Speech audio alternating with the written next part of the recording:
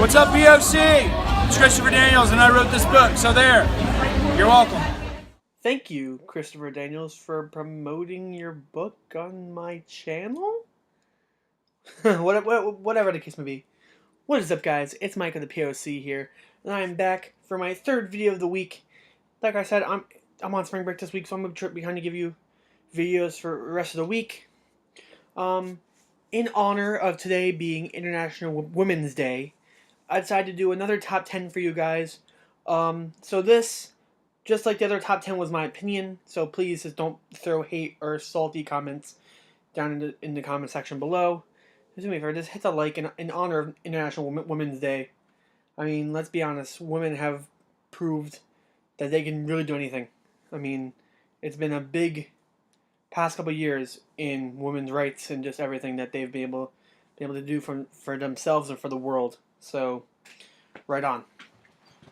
So with that being said, today's top 10 is my top 10 favorite women's wrestlers of all time. Excuse me.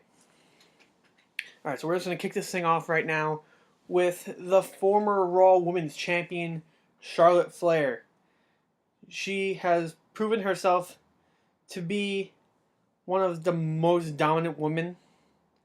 I mean, now whether that's just through booking or just the way this happened to be, what can I say? I mean, let me look off her accomplishments, shall I? Pro Wrestling Illustrated named her the Feud of the Year with Sasha Banks, Rookie of the Year 2014, Woman of the Year in 2016, and was rated number 1 in the PWI Women's Female 50 in 2016.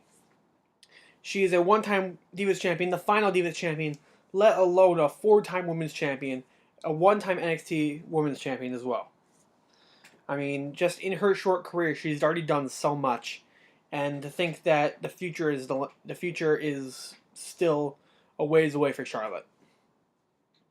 Moving into number 9, we have Mickie James.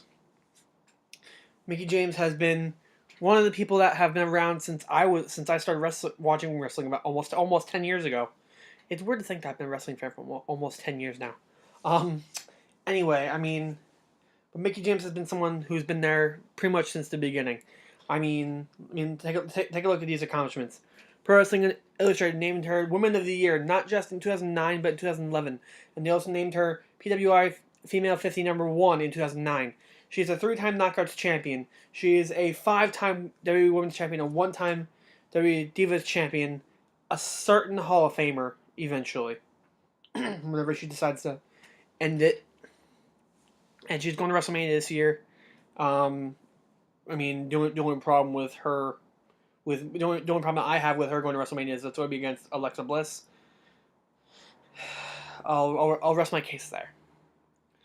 Number 8 is Stephanie McMahon, someone else who's been here since I started being a fan of wrestling, even if she wasn't on TV for the entire time. A multi-time Raw and SmackDown general manager, a member of the executive team, and let's also list off some of her wrestling accomplishments. PWI gave her Feud of the Year not once but twice with Eric Bischoff and with Daniel Bryan.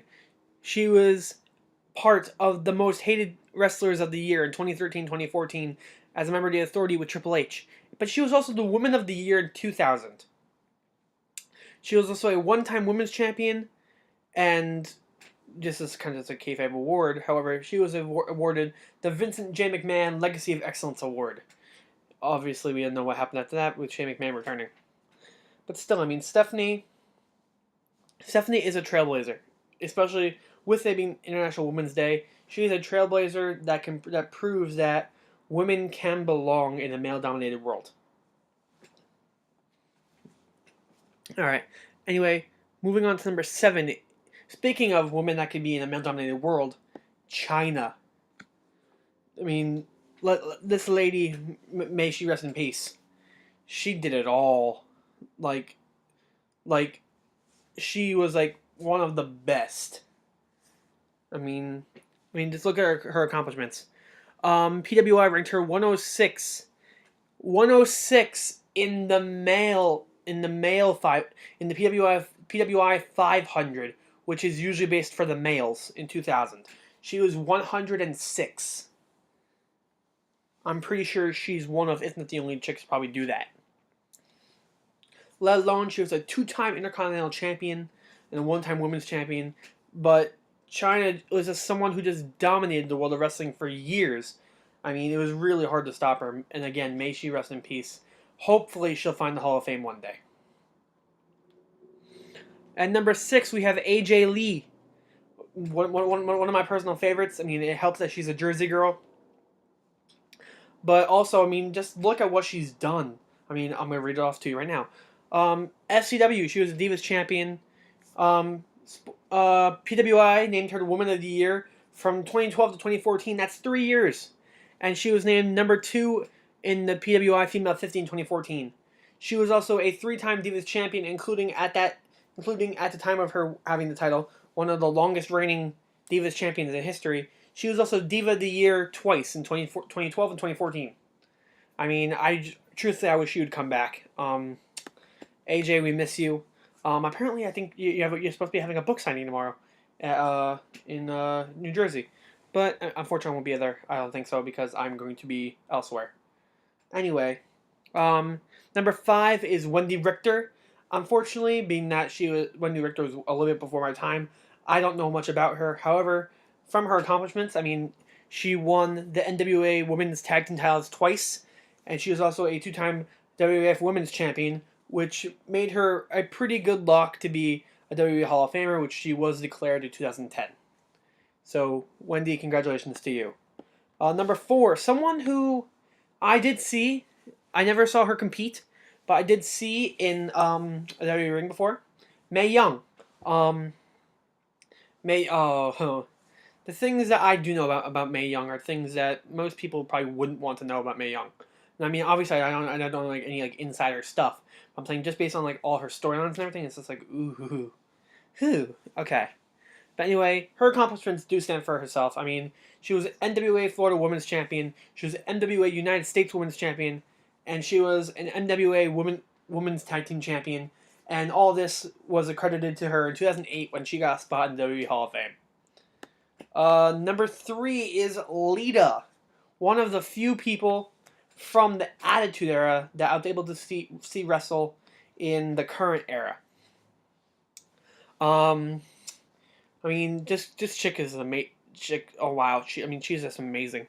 I mean, just everything that she's done, not just for her own career, but for the careers of people like Edge and the Hardys. I mean, it's just crazy to think. I mean, let's take a look at this. PWI gave her Feud of the Year 2005 with Edge and Matt Hardy. She was Woman of the Year in 2001. She was a 4-time WWF/WWE Women's Champion. And she was credited with a Hall of Fame induction in 2014, which she truthfully deserved. And number 2 is actually her greatest rival, Trish Stratus. I mean, what can't we say about Trish Stratus? I mean, again, another one of the people that from the Attitude Era that I was able to watch in the current era wrestle a couple times. And, I mean, Stratusfaction was completely and utterly a thing.